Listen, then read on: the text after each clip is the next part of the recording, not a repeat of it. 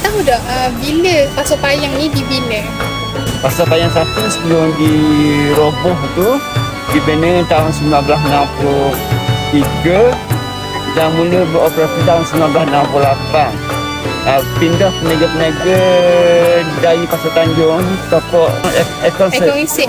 Itu topok Pasar Tanjung dulu. Itu topok Pasar Tanjung itu tak ada pasar payang, tak ada lagi masa tu. Ada kedai payang saja. Dua bangunan di tepi benteng tu. Jadi tahun 1968 maka mulalah berpindahnya peniaga-peniaga dari Pasar Tanjung ke Pasar Payang di sini. Agak berkuasa masa tu.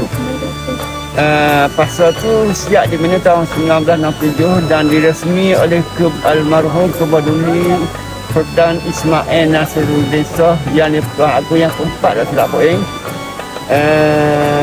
Di sana tahun 31 Ogos 1967 pasar tu diresmikan.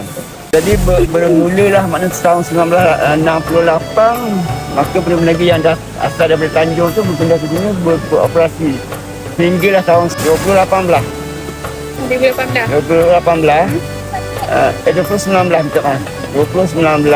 hinggalah kami semua yang berniaga di sana diarahkan pindah ke sini bagi memberi laluan untuk pembangunan semula Pasar Payang 2 yang tersegang sekarang itu. Jadi kami ni semua ni peniaga-peniaga di Pasar Payang 1 ialah dari Pasar Payang 2 ni daripada Pasar Payang 1. Asal-asalnya di sana semua. Lebih kurang 50 tahun. Poin pun berniaga di sana daripada awal. Daripada poin berniaga di sana tahun 1968. Mula berniaga di sana 50 tahun. Dan sekarang ni 5 tahun. 55 tahun poin berniaga dalam Pasar. Siapakah pengasas Pasar Payang ni? Pasar Payang ni dibangunkan semasa tu pemerintahan Kerajaan Terengganu di bawah pimpinan Datuk Tan Sri Wang Mukhtar bin Ahmad. Datuk Tan Sri Mukhtar bin Ahmad. Wang Mukhtar bin Ahmad. Maknanya Pasar Payang ni di bawah kerajaan. Di bawah kerajaan lagi Kerajaan negeri Terengganu. Di bawah Majlis Perbandaran dan sekarang ni Majlis Bandaraya Terengganu. Apakah kegunaan ataupun fungsi tempat ni untuk masyarakat pada zaman dulu? Macam fungsi Pasar Payang ni. Pasar Payang sebelum dibina Pasar Payang tu dia hanya ada 2 blok bangunan kedai kat pasar tu, kedai payang. Satu blok tu tempat air batu, kilang air batu, dan satu blok lagi tu ada peniaga-peniaga jual sayur petang-petang sikit. Jadi duduk di tepi benteng. Jadi payang ni satu pengangkutan untuk nelayan-nelayan pergi menangkap ikan. Dia tak ada enjin, dia pakai layar. Yang nak bawa dia tu ke laut, dia akan tunda satu motor yang ada enjin tu akan tunda ke laut. Balik pun di sinilah tempat perpindahan pemunggahan ikan itu. Pasal tu sebut Pasar Payang, tempat payang-payang, perahu payang berlabuh untuk memunggah muatan penangkapan dia. Kerana air batu tu ada di Pasar Payang tu diambil nama sebenar perahu payang. Bagaimanakah cara untuk kekalkan tempat ini sebagai tempat bersejarah?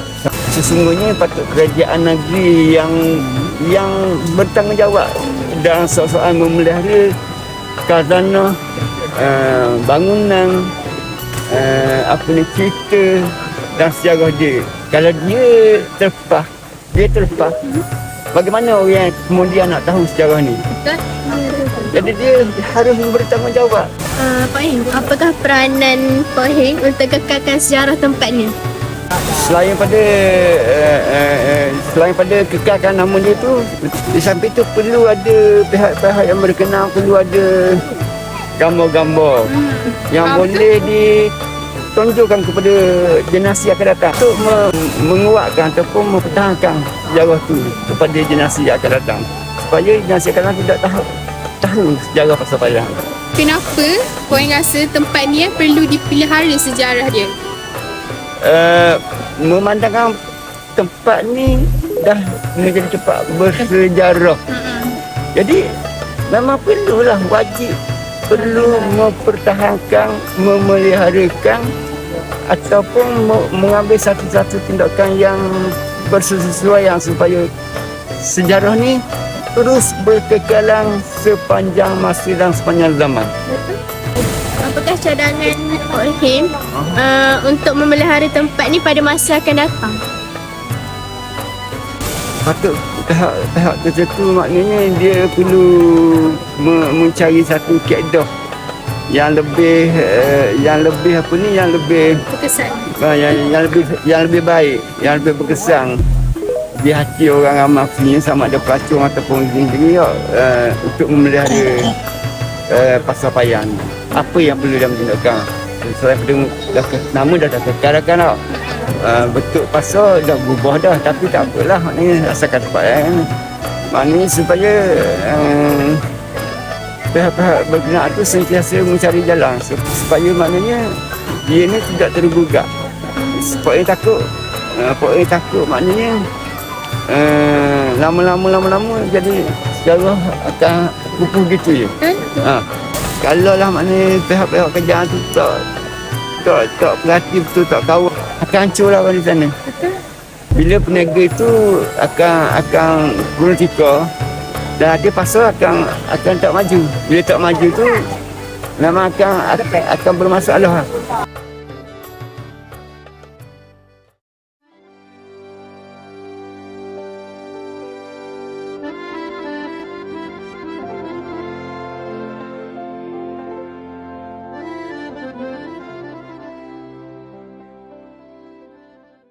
Pada tahun bilakah tempat ini dibina dan dirasmikan? Okey, tempat ni mula dibina pada tahun 1985 di mana dia melalui 5 fasa. Dia mula dirasmikan pada 20 April 1996 oleh Duli Yang Maha Mulia Sultan Mahmud Al-Mu'tafiq Billah Shah. Siapakah pengasas bagi tempat muzium ini? Muzium ni. Kalau ikut yang pengasasnya yang ni asalnya adalah kita punya mantan pengarah lah, iaitu pengarah pertama bagi Muzium Negeri Terengganu iaitu Datuk Haji Muhammad Yusof bin Abdullah. Okay, so sebab dulu muzium sebelum dekat sini dia terletak di Bukit Cek Long. Okay, so dia hanya macam duduk di bangunan lama lah, bangunan yang kalau tak silap itu pejabat SUK yang lama lah. So jadi mantan pengarah kita menyuarakan bahawa muzium perlu mempunyai satu tempat yang khas lah, yang boleh dilawati oleh orang ramai untuk mendapatkan maklumat lah. Jadi kena ada satu tempat khas. Okay, so dengan tu cari kawasan tapak yang sesuai. So dari situlah bermulanya pembinaan muzium. So boleh dikatakan beliau lah orang pertama, beliau lah adalah pengasas lah untuk Muzium Negeri Terengganu yang ada sekarang ni.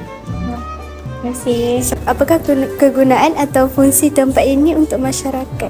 Okey, yang pertama sekali fungsi muzium adalah muzium sebagai gedung khazanah sejarah dan juga budaya sejarah lah. Maksudnya kita yang mengumpulkan maklumat sejarah supaya menyenangkan orang ramai untuk datang refer apa-apa maklumat dekat muzium lah. Okey, yang kedua adalah muzium juga sebagai penyebar maklumat dan juga pendidik masyarakat. Di mana kalau kita tengok pada hari ini kebanyakan generasi muda sekarang ni orang kurang mengetahui. Contohlah saya ambil yang mudah, permainan tradisional. Mungkin diorang cuma tahu nama tapi tak tahu cara permainannya. Contoh cara permainan congkak ke kan. Jadi di muzium lah tempat rujukan untuk tahu pasal permainan tradisional ni. Itu sebagai contoh je lah. Okey, dan yang ketiga muzium juga berperanan menjadi tempat yang memberi kesedaran kepada masyarakat tentang sejarah dan juga budaya sendiri. Okey. Dan yang last sekali, muzium juga berperanan sebagai sebuah institusi pendidikan dan juga pembelajaran, di mana pada hari ini muzium banyak menjadi tempat rujukan para sejarawan atau penyelidik lah yang nak membuat kajian. Assalamualaikum Puan, nama saya Waalaikumsalam. Muhammad Hakim. Apakah pendapat Puan untuk kekalkan tempat ini sebagai tempat bersejarah?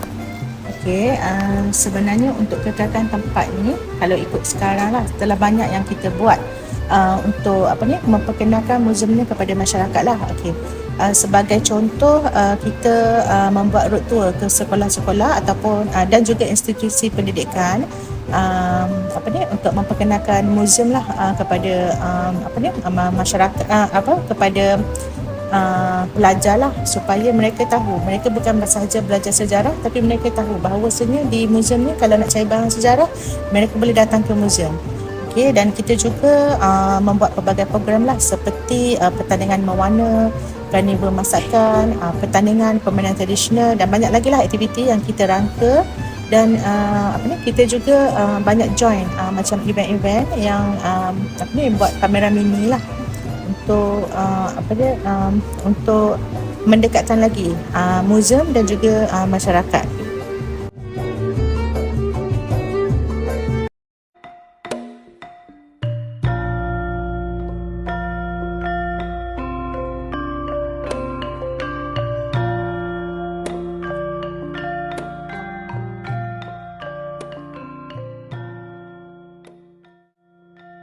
Nama saya Najwa. Nama saya Idham. Okay, saya nak tanya, pada tahun bilakah tempat ini dibina? Okey, Istana Tengkulong ini dibina pada tahun 1904. Assalamualaikum, nama saya Emilia. Okey, siapakah tukang Istana Tengkulong? Okey, tukang Istana Tengkulong ialah Cik Hak yang berasal daripada negeri Pahang dan dibantu oleh beberapa orang tukang-tukang yang lain. Terima kasih. Nama saya Dija. Adakah ini tempat asal Istana Tengkulong? Okey, tapak asal Istana Tengkulong di Kampung Raja Besut, kira-kira 30 km daripada Sungai Besut. Nama saya Muhammad Luqman Hakim. Apakah pendapat Cik cara untuk kekalkan tempat ini sebagai tempat yang bersejarah? Okey, kita kena sentiasa memelihara dan memulihara Istana Tengkulong.